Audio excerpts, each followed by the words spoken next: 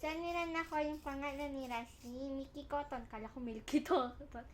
Sa nanay at tita nga kasi yung half na kulay nga galing sa nanay niya. Tapos may pagka-white sa tita niya. So, Mickey at saka Cotton. Mickey Cotton. Diba? Mikmik, takato Cotton. In short, Mickey Cotton. Diba? Ay, siya din pala yung eldest. Ay, hindi.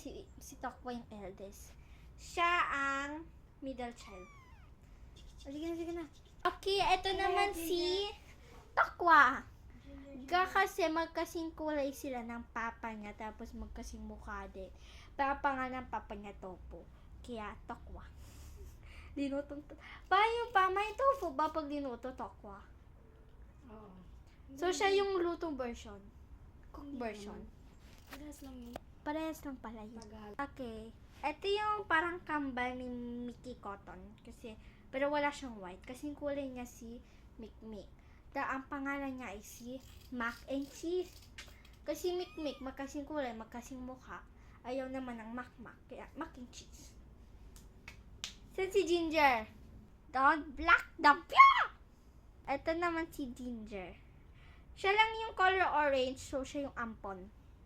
Tsaka wala akong maisip na pangalan. Common naman yung Ginger, kaya Ginger na lang. Hindi kayo pwede na yun. Love! Happy? Mukha lang siya hindi umiiyak, pero siya yung pinakaiyakin kasi siya yung bunso. Hoy, joke lang. Ito yung nanay. Sabi mo sa papa mo, Okay, ito yung nanay. Tatago siya.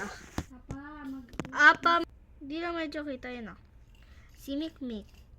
Totoong pangalan niya Megan, dun sa kanyang totoong birth certificate. Megan ang pangalan. Change ko lang na Mikmik. Okay, so kakaripit ko ng Megan. Siguro mga 1,000 times. Nasabi ko Mikmik. Kaya Mikmik na pangalan mo. Mikmik to! Nickname niya Mikmik. Okay. Ayaw niya dito kasi ayaw niya masuyuran. Kasi lahat ng baby niya sinusuyuran para mawalan ng kuto. hindi mo nga ipatilit. Okay, bye-bye.